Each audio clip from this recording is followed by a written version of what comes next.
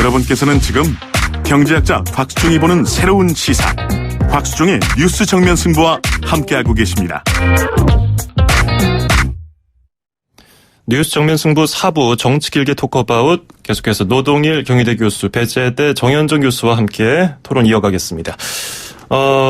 관련된 이야기를 쭉 이어서 해보면요. 이제 구속수사 문제, 검찰 지금 조사를 박근혜 전 대통령이 계속해서 받고 있는데 구속수사 바로 할까요? 분위기는 오늘 영장 청구할 것 같지는 않습니다. 예. 아까 얘기한 대로 이제 예를 들어서 뭐 박근혜 전 대통령이 혐의를 시인한다든가 뭐 충분히 조사가 이루어졌다면 뭐 할 수도 있지만 뭐 그런 점에 있어서는 조금 미진한 부분도 있을 것 같고요. 예. 또 한 가지는 뭐 경찰이 아무리 법리적으로 판단한다라도 정치적 고려를 안 할 수가 없는 거죠. 이런 사건은.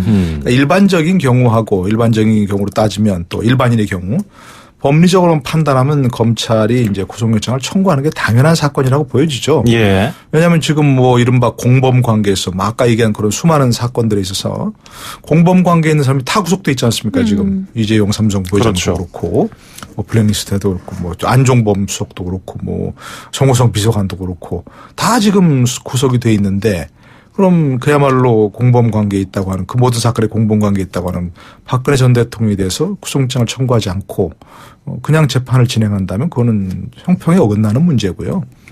법리적으로 보면 그렇기 때문에 청구하는 게 당연해 보이는데 현재 상황이 상황인 만큼 검찰도 여러 가지를 고려할 겁니다. 여론, 민심 이런 것들을 무시할 수가 없다. 하지 않을 수 없고요. 그리고 이제 또 뭐 검찰총장까지 올라가서 검찰총장의 결심을 받아야 할 겁니다. 이거는 예. 자기들 수사본부 내부에서 수사검사라든지 뭐 또 이 현재 수사본부장인 이영렬 서울지검장 선에서 결정할 수 있는 게 아니고 검찰총장 결심까지 받아야 되기 때문에 예. 오늘은 아마 좀 청구한다 하더라도 과거 노태우 전 대통령처럼 일단 귀가했다가 다음에 소환해서 구속영장을 청구하든지 아니면 이걸 뭐 불구속 기소하든지 하는 쪽으로 그렇게 고려하지 않겠는가 싶습니다. 예. 근데 논의는 지금 이게 불구속 되는 게 맞느냐 아니면 구속 수사하는 게 맞느냐. 그러니까 이제 뭐 좀 시간을 두고 뭐 점차적으로 해서 구속의 방향으로 가느냐. 예. 이게 중요한 문제일 수도 있지만 한축에서는 박근혜 전 대통령을 구속 수사하는 것이 맞느냐 불구속 수사하는 것이 맞느냐 이런 논의가 지금 또 뜨거운 것 같아요. 그렇죠. 특히나 이제 불구속을 해야 된다라고 하는 입장도 만만치 않게 지금 이제 제기가 되고 있는데, 예컨대 지금 교수님 말씀하신 것처럼 지금 조기 대선 아니겠습니까? 근데 어찌됐건 의도하지 않았지만 검찰이 의도하지 않은 정치 개입을 할 수도 있는 거거든요. 이제 구속을 하느냐 불구속하느냐에 따라서 특정 후보의 유불리가 갈리는 문제, 이런 것들이 검찰 입장에서는 상당히 고민이 될 가능성이 있죠. 그런 것들에 대한 판단이 좀 필요하고, 또 전직 대통령이든 어쨌든 탄핵을 당한 대통령이라서 예. 많은 권한들이 이제 면제되었지만 기본적으로 전직 대통령에 대한 예우, 그리고 이제 우리가 구속을 하려면 뭐 도주 우려가 있다라든지 증거인멸의 우려가 있다라면, 근데 지금 뭐 검찰에 나와서 또 나름 성실하게 또 조사를 받겠다고 하시니까 그렇다면 이제 구속을 할 사유가 있느냐 기타 등등 해서 불구속으로 가는 것이 맞다라고 하는데, 우리가 비슷한 혐의는 아니지만 뭐 전두환, 뭐 노태우, 또 노무현 전 대통령 사실 검찰이 구속이냐 불구속이냐 갖고 내부에서 논의할 때 사실은 그 불행한 일을 또 하셨거든요. 예. 그런 상황이라고 놓고 보면 실제로는 이 구속을 하는 것이 맞지만 교수님 말씀하신 것처럼 여러 가지 정황적 판단을 내린다 하면 불구속의 어떤 가능성도 적지 않다. 그런 차원으로 아마 볼 가능성이 있는 것 같은데, 저는 예. 개인적으로 그냥 깔끔하게 구속 수사하는 것이 수사를 빨리 끝내는 그런 지름길이 예. 아닌가라는 생각도 한편으로 해요. 법과 원칙에 따라서는 뭐 구속을 하지 않을 사유가 없지만은 지금 거물급 뭐 전 정치인과 관련된 거기 때문에 지금 박 전 대통령을 지지하는 쪽, 보수 쪽의 뭐 동정론이나 그런 결집과 관련해서 검찰도 그를 무시할 수는 없을 거다.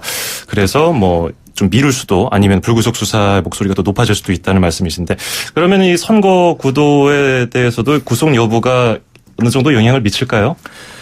예상은 이제 그렇게 했죠. 박근혜 대통령이 파면되어서 전직 대통령이 되고 자택으로 돌아오면서 이제 뭐 여러 가지 어떤 그 상황이 바뀌면 뭔가 보수 결집의 움직임이 돼 있을 것이다. 그런 생각이 있었는데 지금 사실 그 부분은 좀 미미하거든요. 예. 이른바 역풍에 대해서는 이제 미미한데 검찰 수사가 이어지고 만약에 이제 구속 수사로 이어지면 또 혹시 뭐 그런 부분이 또 보수 결집, 보수 역풍 이런 것들이 있지 않을까 이제 그런 예상이 좀 있습니다. 있기도 하고 저도 그렇게 예상을 했었는데 현실을 보니까 지금 그렇게 뭐 그런 영향이 있는 것 같지 않아요. 물론 오늘도 뭐 그렇고 계속해서 지금 그 박근혜 전 대통령 자택 앞에 사람들이 모여들고 있고 뭐 탄핵 반대, 탄핵 무효 아직도 외치는 사람들이 있긴 하지만 그건 정말 극렬하게 지지하는 몇몇 사람인 것 같고요. 그런 때문에 그것이 보수 전체의 어떤 결집이라는 판을 흔드는 쪽으로 되긴 좀 어려운 상황 같습니다. 분위기 자체가. 예. 그리고 빠르게 지금 어떤 대선판이 움직이면서 결국은 뭐 보수 주자들도 박근혜 전 대통령과 자꾸 거리를 두면서 자신들 나름대로 뭔가 움직임을 보이고 있지 않습니까? 그러니까 이게 대선판으로 빠르게 움직여버리면 뭐 구속수사 여부도 크게 영향을 미칠 것 같지는 않습니다. 그렇다고 구속수사 꼭 바람직하다 뭐 해야 한다 그런 얘기는 물론 아니고요. 아니고 한다 설사 그렇게 된다 하더라도 뭐 크게 영향을 미칠 것 같지는 않다 그런 생각입니다. 정 교수님 어떻게 보세요? 생각을 달리 하는데 교수님 말씀하신 것처럼 구속수사 뭐 이런 것들에 대한 영향은 특별히 뭐 크게 있어 보이지는 않는데 만약에 어찌됐건 결론이 나지 않고 이 검찰 소환 문제라든지 또는 뭐 구속 불구속 문제라든지 또는 특별한 어떤 결론이 나지 않는단 말이죠. 이게 이제 계속될 경우에 사실은 상대적으로 유리해질 수 있는 후보가 있다. 특히 이제 야당 정권 교체 프레임을 강하게 이제 주창하고 있는 야당 쪽 후보들은 대체로 유리해질 가능성이 있죠. 이게 그냥 결론이 나서 그냥 지나간 과거로 사실은 선거를 치를 수 있다 하면 이른바 새로운 프레임으로서의 선거라고 하는 부분에서 야당 후보들은 사실은 굉장히 부담이 있을 수밖에 없거든요.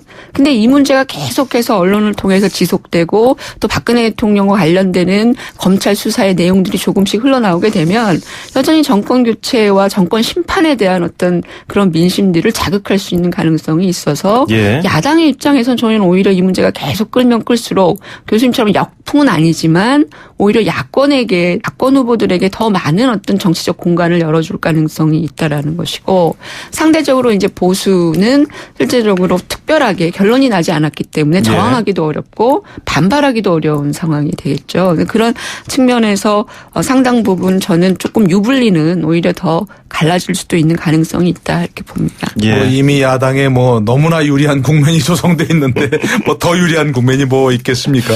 자, 그렇다 보니까 이제 대선 얘기로 조금씩 넘어가 볼 텐데요. 홍준표 경남지사가 자유한국당 대선 경선 후보인데요. 오늘 또 호남을 갔어요. 호남을 가서 요즘 검찰은 딱 한 명의 눈치를 보고 있다. 풀은 바람이 불면 눕지만 검찰은 바람이 불기도 전에 눕는다. 미리 눕는다. 뭐 이런 얘기를 했어요. 이게 오늘 좀 불만이 있는 것 같아요.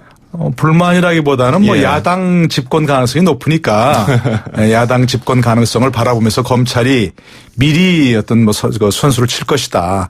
그러니까 박근혜 전 대통령에 대해서 수사에 대해서도 뭐가처럼 뭐 눈치를 본다든가 하는 거 없이 법대로 할 것이다. 오히려 어떤 면에서 더 가혹하게 할 것이다. 뭐 그런 차원의 얘기한 거죠. 실제로 검찰이 과거 그래 왔고요.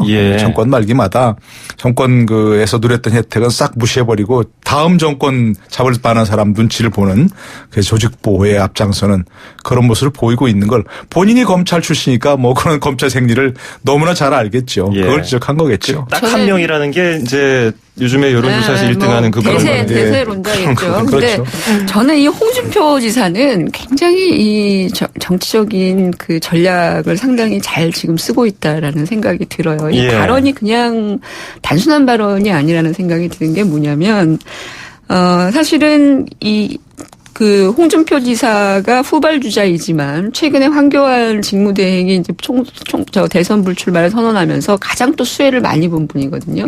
그것은 아마도 이제 박근혜 대통령을 지지했던 전통적인 지지 기반의 일부가 이미 홍준표 지사에게로 이동을 했다라는 거예요. 그러니까 이분은 자기의 어떤 그 특정 지지 기반으로서 박근혜 전 대통령을 지지했던 지지층을 1차적으로 끌어안는 전략을 취하고 또 나름대로의 어떤 보수의 아이콘으로서의 대립각을 야권과 세울 수 있는 이른바 노무현 대통령 그다음에 친노 세력 뭐 이런 것들에 대한 대립각을 세게 세운단 말이죠. 예. 그래서 지금 그 두 가지가 다 들어가 있는 거죠. 박근혜 대통령에 대해서는 약간 그래도 이제 동정적이면서 나름대로는 거리를 유지하지만 실제로는 그렇게 막 세게 몰아치지 않는 극복하려고 하지 않는 그런 모습과 더불어서 그 야권에 대한 이른바 노무현 대통령에 대해서는 심한 발언 또 친노 세력에 대해서는 강한 발언 이런 것들을 계속 쏟아내고 있으면서 최근에 지지율이 7%까지 올라갔어요. 이분이 뭐 1, 2% 왔다 갔다 하다가 그러니까 그런 것들을 봤을 때는 다분히 전략적인 발언을 하고 있다. 예. 그래서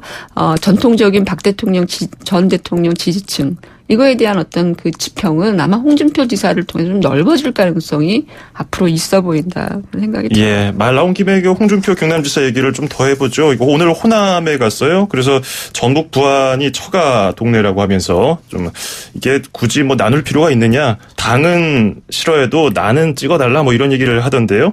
이게 당 경선 구도도 뭐 홍준표 대 비홍준표로 흐르는 부분이고 또 막말을 하는 것 같으면서도 다 의도적으로 다 계산된 말인 것 같기도 하고요. 분위기 어떻게 보십니까? 그러니까 본인은 다른 사람들은 막말이라고 얘기하는데 본인은 철저히 계산된 거라 얘기하죠. 예. 계산된 거라면 굉장히 성공적입니다. 그러니까 모든 언론이 주목하잖아요. 예. 그야말로 뭐 막말성 발언을 하니까. 아하. 근데 본인은 그걸 통해서 인지도를 올리고 또 보수의 어떤 대표 주자로서 나서게 되고 그리고 또 그걸 통해서 어떤 뭐 주목도를 높이는 굉장히 성공적입니다. 우리가 최근에 갔던 그 홍준표 지사의 저런 발언해도 되나 할 정도가 뭐 돈을 받았다는 게 나오면 뭐 그야말로 노무현 전 대통령 자살하겠다 이렇게 그러니까요. 그런 말을 어떻게 할까 보통 사람 같으면 하는데 그걸 3번이나 했단 말입니다. 예. 주목 좀 하라 이런 얘기입니다. 그러니까 그건 그야말로 얘기한 대로 친노 세력에 대해서는 그런 아픈 기억 그리고 확실한 대립각을 세우면서 본인은 그렇게 언론의 주목도를 높이는 그런 전략을 구사하고 있는 거죠. 본인의 전략은 뭐 전략으로서 훌륭하다 볼 수 있는데 예. 과연 그런 것이 정말 대통령이 될 때까지 유효할 것인가 하는 문제는 조금 다른 문제고요. 현재로서 지지율을 높이고 보수 후보로서 주목도를 높이고 앞으로 예를 들어서 뭐 지금 본인은 대통령이 되겠다고 큰 소리를 치고는 있지만 일단 좀 몸값을 높인 다음에 일단 보수 대연합 같은 것을 통해서 어떻게 다른 변신을 해볼 수도 있는 그런 가능성을 지금 보고 있는 것 같아요. 그렇게 될 때는 한껏 본인의 어떤 주가를 높일 수 있는 그런 전략을 지금 구사하고 있는 거죠. 예. 성공적인 전략을 구사해 왔다라고 뭐 단기적으로 평가를 할 수 있을 텐데 호남에 간 거는 약간 패착인 것 같아요. 아, 그래요? 개인적에 보기에는 아마 이제 홍준표 지사 입장에서는 이제 과거에 이정현 그 신화가 있지 않습니까? 예, 예. 이제 호남 지역에서 당을 지지하지 않지만 후보는 뽑아주는 거라든지 또 지난 대선에서 박근혜 전 대통령에 대한 나름대로의 호남에서 지지율이 좀 나왔지 않았습니까? 그러니까 이런 그 인물에 대한 어떤 그 지지 호소, 뭐 지역은 다르지만 출신은 다르지만 이런 것들을 해보려고 들어갔는데 그거는 탄핵 이전의 사실은 민심입니다. 그러니까 탄핵 이전에 나름대로 이제 보수 중도 정권의 성공 또는 그것의 정체성을 갖고 있는 호남 일부 유권자들이 사실은 그렇게 약간의 어떤 표심을 달리줄 수 있었을지 모르지만 지금 박근혜 전 정권의 탄핵의 이 결과는 호남 민심을 똘똘 뭉치게 만들고 있어요. 이른바 과거로 이제 실리적으로 갔다가 이제 다시 돌아오는 거죠. 절대 안 돼, 영남 정권은. 예. 뭐 이런 식의 어떤 그런 정체성 문제로 다시 돌아오고 있기 때문에 굉장히 결집하고 있다라는 것이죠. 그래서 야당 지지도 굉장히 높게 나오는 겁니다. 그렇죠. 그러니까 그런 측면을 놓고 본다면 거기를 지금 들어갔단 말이에요. 거기서 얻을 수 있는 게 뭐겠습니까? 오히려 게다가 또 홍준표 지사는 박근혜 전 대통령과 대립각을 또 명확히 세우지도 않아요. 끌어안는 듯이 보였다가 또 이런 아주 그러더라고요. 애매한 스탠스를 예. 보여주거든요. 그게 이제 호남 유권자들한테는 박근혜하고 가까운 사람 뭐 이렇게 되면 실제로는 마이너스 될 가능성이 예. 있죠. 패착인 것 같아요, 이거는. 자, 뭐 그 여당의 대선 주자들도 그렇게 호남을 가는데 뭐 야당은 뭐 말할 것도 없죠. 더불어민주당하고 국민의당은 호남 경선을 시작으로 이제 본격적인 경선 레이스를 하는데 호남 경선을 이기면은 뭐 반은 이긴 거다 이런 얘기도 있어요. 중요한 의미가 있겠죠. 이제 과거 노무현 전 대통령이 이제 호남에서 돌풍이 일어가지고 그 당시까지 이제 계속해서 대선을 형성했던 이인재 후보를 이겼던 그런 이제 신화가 있기 때문에 위한 것이고 또 어쨌든 야당으로서는 뭐 호남 민심을 잡지 못하면 다른 데서 아무리 이긴다 해도 별 의미가 없는 뭐 그런 부분이 있기 때문에 그런 것 같습니다. 특히 이번에 호남 후순위 경선을 처음으로 시작하기 때문에 그렇죠. 그게 이제 경선 지역마다 결과를 발표하지 않습니까? 그러니까 이제 그게 굉장히 첫 가늠자가 될 수 있는 그런 지역이기 때문에 여러모로 중요하죠. 근데 이제 이번 그 대선이 과거 노무현 전 대통령이 이뤘던 그런 호남 경선에서의 돌풍 이것이 재현될까? 이제 안희정 지사나 이재명 시장은 그걸 기대하는 거 아니겠습니까? 그렇죠. 그래서 결국 잘하면 역전도 가능하고 아니면 1차에서 문재인 대선을 저지해서 과반수를 저지하고 2차 결선까지 가겠다. 그러면 역전을 노려보겠다. 이런 차원일 텐데 저는 과거와 조금 다른 양상이 당시에는 2002년 대선에서는 이인재 후보가 대세론을 형성했었지만 민주당에서는 1위를 했지만 민주당 후보로서 이인재 후보가 되면 이회창 후보를 절대 못 이긴다. 이런 공감대가 있었거든요. 그렇기 때문에 노무현이 돼야 된다. 노무현을 밀었던 것이 당위성이 있었는데요. 지금으로서는 1위를 하는 문재인이 만약에 대통령 후보가 되면 민주당의 후보가 된다면 못 이기느냐. 그렇지는 않거든요. 절대로 그렇지는 않거든요. 그런 상황이기 때문에 과거와 같은 노무현 돌풍이 재현될 거라고 하는 그런 기대는 조금 섣부른 거 아닌가. 물론 이제 그런 요인이 없는 건 아닙니다. 예. 예를 들어서 그때까지 지금 며칠 안 남았지만 그야말로 어떤 큰 발언 실수라든가 이래를 하는 후보의 자충수라든가 그런 것도 있을 수 있고 대선에 뒤집을 수는 있지만 과거와 같은 그런 상황을 기대하기는 좀 어려운 상황이다. 그것만은 좀 분명해 보입니다. 민주당 경선에서 이제 호남이 갖는 의미는 지금 민주당 경선이 본선 거의 본선이지 않겠어요? 저도 사실은 그렇게 재미없게 말씀드리는 게 부담스럽지만. 예, 오늘도 네. 끝나죠. 내일부터 이제. 그래서 경선이 결국 본선이 되는 상황에서 특히 이제 야권의 심장부라고 할 수 있는 호남의 지지는 민주당 모든 후보에게 상당히 중요하죠. 특히 이제 본선에서 이 호남 지역에서 말하자면 아주 강력한 지지가 나오지 않는다면 다른 후보와 사실 맞서 싸울 수가 없는 국민의당도 마찬가지라고 봐야겠죠.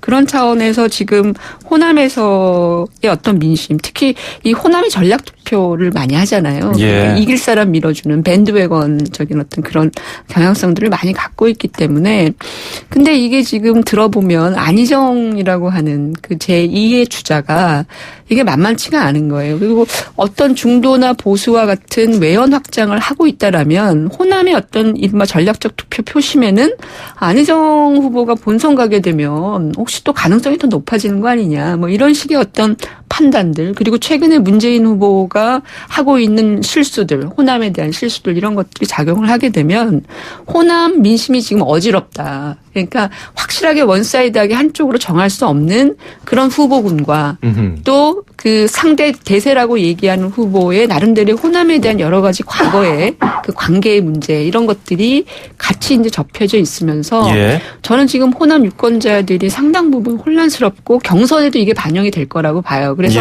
많은 사람들이 이게 원사이드하게 갈 거라고 보는데 저는 박빙이 될 가능성이 많다. 호남에. 그래요? 그래서 전체 판세가 후보 결정 판세가 아직 예측이 좀 불허해지는 거 아니냐, 불가능해지는 거 아니냐 이렇게 보는 거죠. 그러면 지금 문재인 민주당 대선 예비 후보가 호남에서 과반 얻기는 좀 쉽지 않을 것이다. 저는 그렇게 봅니다. 그러면은 노 교수님은 어떻게 보십니까? 그러니까 제가 아까 말씀드린 건 과거와 같은 노무현식의 그런 돌풍이 일어날 가능성은 없다는 얘기였지.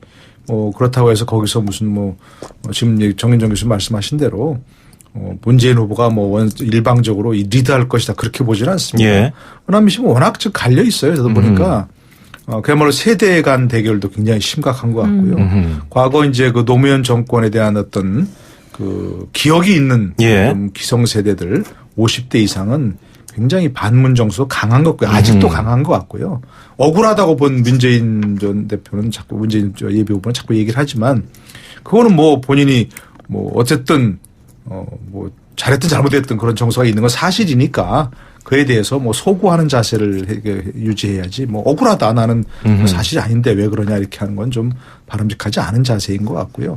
그러나 반면에 이제 그런 어떤 과거 노무현 정권에 대한 기억이 없는 젊은 세대들은 굉장히 또 뭐 문재인 저 친문 정서가 상당히 강합니다. 그런 사람은 또 그런 윗세대가 왜 문재인을 싫어하는지에 대해서 별로 이해가 없더라고요. 제가 이 부분에 따라보니까. 왜 그러냐 괜히 그런 거 오히려 지역 이기주의 아니냐 이런 얘기를 하는 것 같아서 그러니까 그렇게 완전히 갈린 민심을 놓고 보면 예. 문재인 후보가 1위라고 하더라도 호남에서 일방적으로 리드할 수는 없고 또 그렇다고 해서 안희정 후보나 이재명 시장이 안희정 후보나 이재명 후보가 거기서 과거 같은 뒤집을 수 있을 정도의 돌풍일지는 또 못할 것 같다. 그런 얘기입니다.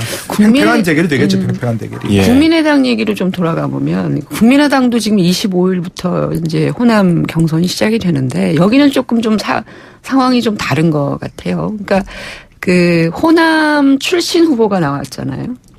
그러니까 이번에 그 박주선 부의장이 예. 출마를 하면서 호남 출신의 그 후보와 영남 출신의 안철수 뭐 이제 이런 방식으로 대결 구도가 형성이 돼 있고 그런 차원에서 이제 기존의 뭐 안철수 후보의 호남 지지율도 정체돼 있고 답보돼 있고 국민의당 정체 지지율도 그렇지 않습니까? 예. 그러니까 그랬을 때 이제 호남의 선택이 어떻게 될 거냐. 그러니까 전략 투표를 해서 될 사람을 밀어줄 거냐, 아니면 호남 출신의 후보를 낼 거냐. 이제 이런 어떤 그 선택의 기로에 또 서 있는 거 아니냐, 호남 유권자들이. 근데 이 부분이 상당히 간단치가 않은 게 만약에 안철수 후보가 호남에서 유의미한 득표를 하지 못한다 그러면 사실은 다른 경선에도 영향을 미칠 가능성이 높습니다. 왜냐하면 예. 국민의당의 존립기관이 호남이었기 때문에 거기서 예를 들면 절대적인 지지를 받지 못한다. 오히려 원사이드하게 안 나온다. 이렇게 되면 안철수 후보의 예를 들면 본선 경쟁력의 문제 이제 걸림돌이 되는 예, 거죠. 예. 왜냐하면 한 지역도 강고하게 지금 지지를 안 하고 있다는 얘기거든요. 그렇게 되면 안철수 후보는 상당히 이제 후보로서의 어떤 지위 이런 것들이 상당히 흔들릴 수 있기 때문에 예. 사활을 걸어야 되는 그런 상황이고 그것이 이제 지금 국민의당의 경선에 이제 드러나게 되는 상황이죠. 그렇군요. 안철수 후보는 영남 출신 호남의 사위 아닙니까? 그렇다고 볼 수 있죠. 박주선 후보는 호남 출신 후보고 예, 예. 손학규 후보는 또 강진에서 돌을 닦으신 그런 오랜 연고를 갖고 있고 그렇기 때문에 호남은 나름대로 어떤 세 후보 다 국민의당 입장에서 보면 나름대로 다 뭔가 그래도 조금 얘기할 수 있는 거리가 스토리가 있는 것이거든요. 그러니까 아마 거기에서는 안철수 후보건 박주선 후보건 손학규 후보건 뭐 일방적으로 리드하는 후보는 없을 거예요. 되게 사이좋게 어느 정도 나눠 가지지 않을까. 그렇게 되면 지금 말씀하신 대로 안철수 후보가 이건 그 당에 좀 연고권도 있는 것이고 대주주였고 상당히 리드를 해야 마땅한데 호남에서 이렇게밖에 못 나와 이런 좀 회의감이 생길 수 있는 그런 가능성은 있죠. 자, 그러면은 이제 마무리하면서 짧게 한 30초 정도 남았는데요. 안철수 전 대표는 뭐 누구를 반대하기 위한 연대라든지 뭐 정치인만을 위한 연대, 뭐 탄핵 반대 세력에게 면죄부를 주긴 싫다고 이제 선을 긋고 있는데 이거는 뭐 전략적인 제스처라고 봐야겠죠? 그 자강론에 대한 당내 지금 반발이 좀 심하지 않습니까? 예. 후보들 사이에. 이 자강론의 실체를 설명할 수 없기 때문에 지금 굉장히 수세적으로 지금 안철수 후보가 가고 있는 것 같아요. 예. 예, 그런 측면에서 큰 의미를 두지 않고 아마 이건 또 공격받는 포인트가 될 가능성이 상당히 높습니다. 그렇군요. 자, 오늘 이 박근혜 전 대통령의 검찰 수사 그리고 대선 전국에 대해서 살펴봤습니다. 정의대학교 노동일 교수, 배재대 정현저 교수였습니다. 오늘 고맙습니다. 네, 감사합니다. 고맙습니다. 우유 고르는데 왜 고민하실까? 여기 체세포스 1등급 요것만 딱 보면 되는데 건강한 젖소에서만 체세포스 1등급 우유가 나오니까 이제 체세포스를 꼭 확인하세요. 좋은 우유를 위한 당신의 선택 나 100%.